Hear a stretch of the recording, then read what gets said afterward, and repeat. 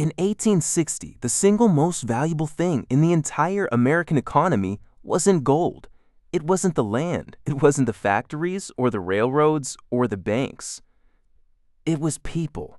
By 1860, the 4 million enslaved men, women, and children in the American South were worth more than $3 billion. To put that in plain terms, they were worth more than every factory, every railroad, and every bank in the country.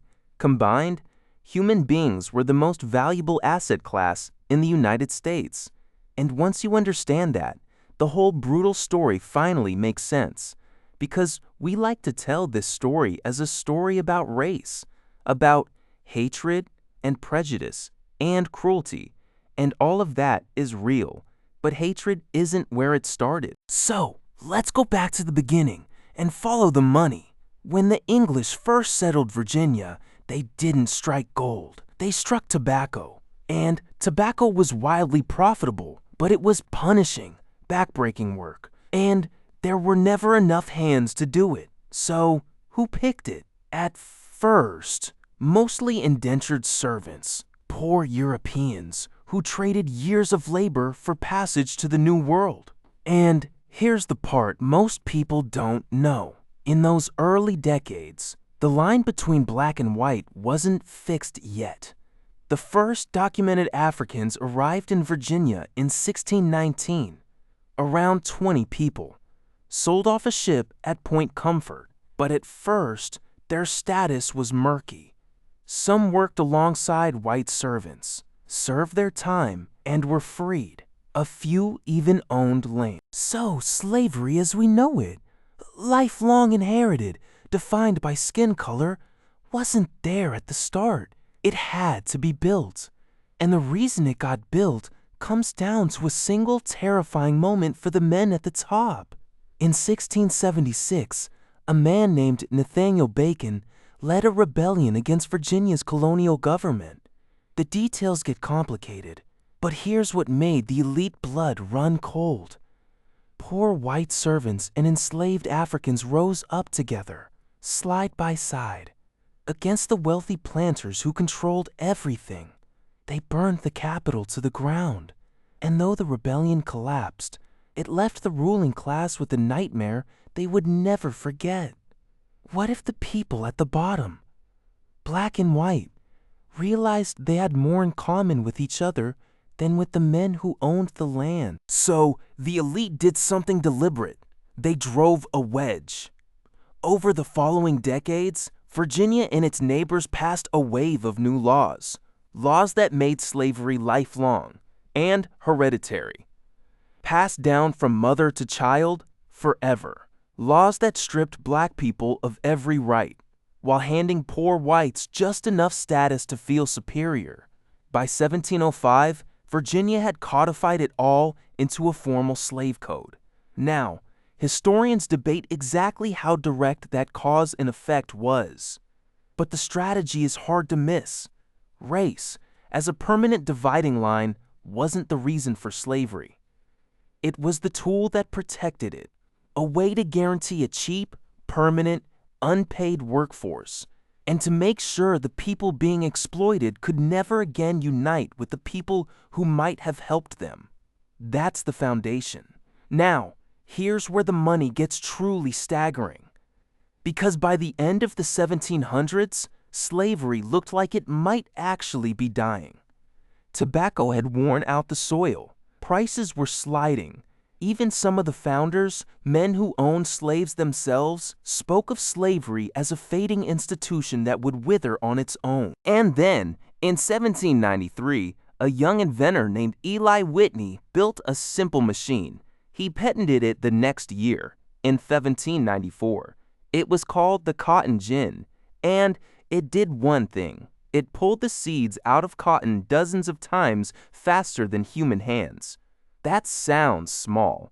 It was an earthquake. Suddenly, the cotton that grew easily across the entire South was insanely profitable. The bottleneck was gone, and demand went vertical. In the decades after Whitney's gin, cotton production roughly doubled every 10 years. By the eve of the Civil War, The American South was growing 3/4 of all the cotton on planet Earth, and that cotton made up more than 60% of everything the United States sold to the world. Think about that. The country's single biggest export, the engine of the whole national economy, was cotton. And it wasn't just a Southern story. Northern mills spun that cotton, Northern banks financed the plantations, Northern ships carried the goods. The entire country was getting rich off it.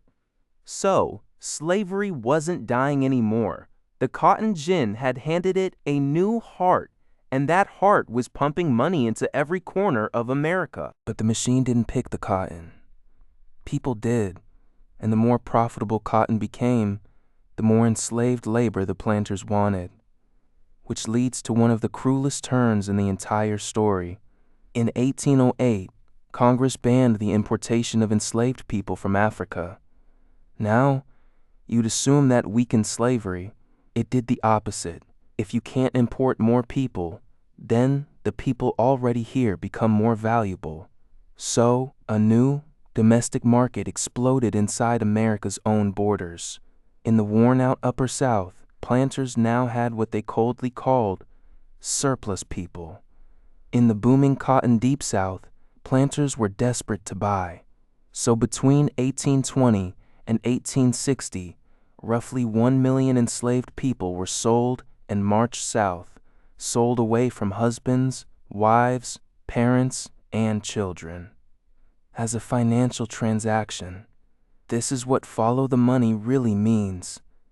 Human beings were used as collateral for loans. They were mortgaged, insured, and traded like stock.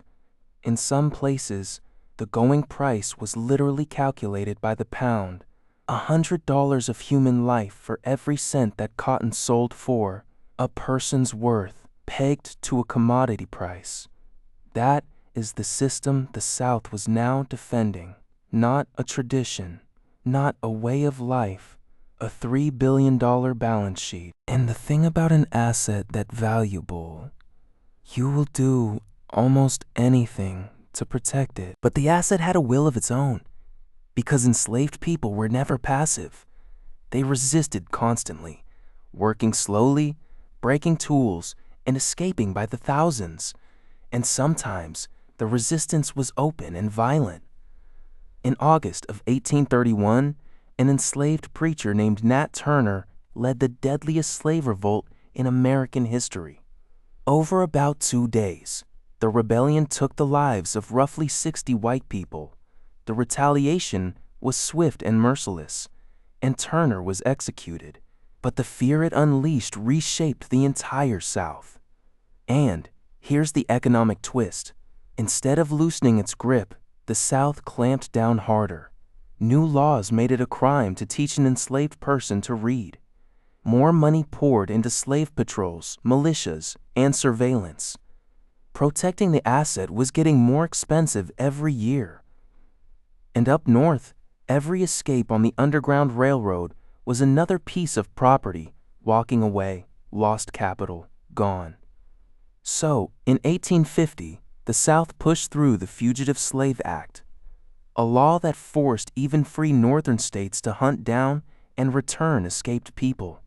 The South was now exporting the cost of slavery to the entire nation, and that is what finally broke the country in half. Because slavery wasn't just money, money was power. Every new slave state meant more votes in Congress to protect the system. So every time the country added territory, the same poisonous question returned: slave or free? In 1820, they bought time with the Missouri Compromise. Missouri came in as a slave state, Maine as a free one, and an invisible line was drawn across the map. Slavery allowed below it, banned above. For a while, that line held the country together, but cotton kept pushing west, and the money would not stay behind a line. In 1854, the Kansas-Nebraska Act tore the compromise up entirely. It let new territories vote on slavery themselves, and the result was a small, bloody civil war in Kansas, years before the real one. And then, In 1857, the market captured the Constitution itself. In the Dred Scott decision, the Supreme Court ruled that black people, enslaved or free, were not citizens and had no rights the court was bound to respect. It went further. It ruled that Congress had no power to ban slavery in any territory, anywhere. In one ruling, the highest court in the land declared that slavery could not be contained. There was no compromise left, no line, no deal. Just two economies, two futures, and one asset worth $3 billion standing between them. So, in 1860, the country elected Abraham Lincoln, and here's the detail that proves this was about money.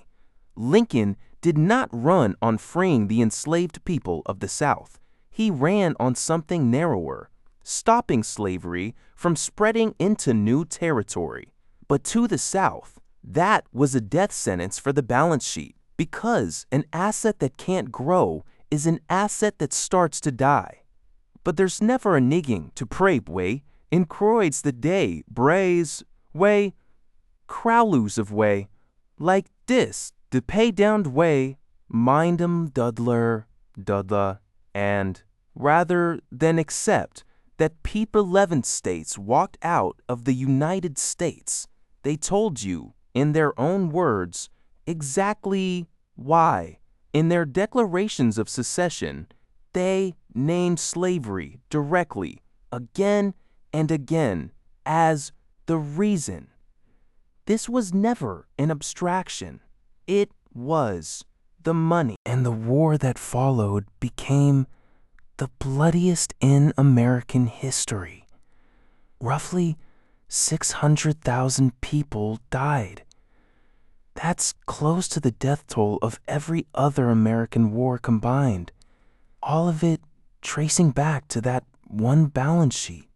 In 1863, Lincoln issued the Emancipation Proclamation, turning the war into a war against slavery itself.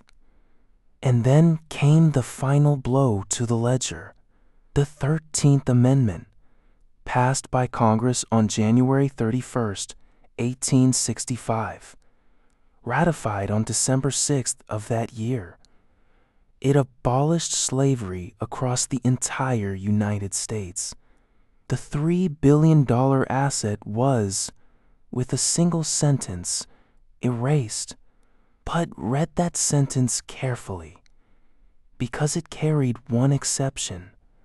Slavery was abolished, except as a punishment for a crime, a loophole, one that would echo for the next century and a half. So here's where the money leaves us. We like to tell this as a moral story. Good people who finally saw the evil and ended it. And the courage of the people who fought and escaped and resisted was real. But the ledger tells a colder story. Slavery in America didn't last 250 years because people couldn't see that it was wrong.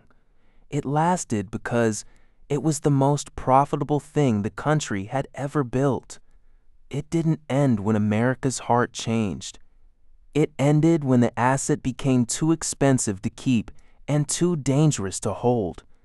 A war finally settled the price in blood. $3 billion, 4 million human beings, counted as property. Follow the money, and the whole impossible story finally makes sense. And maybe that's the most uncomfortable part of all, because the bill for it, in one way or another, this country is still paying. If you want more stories like this, hit subscribe.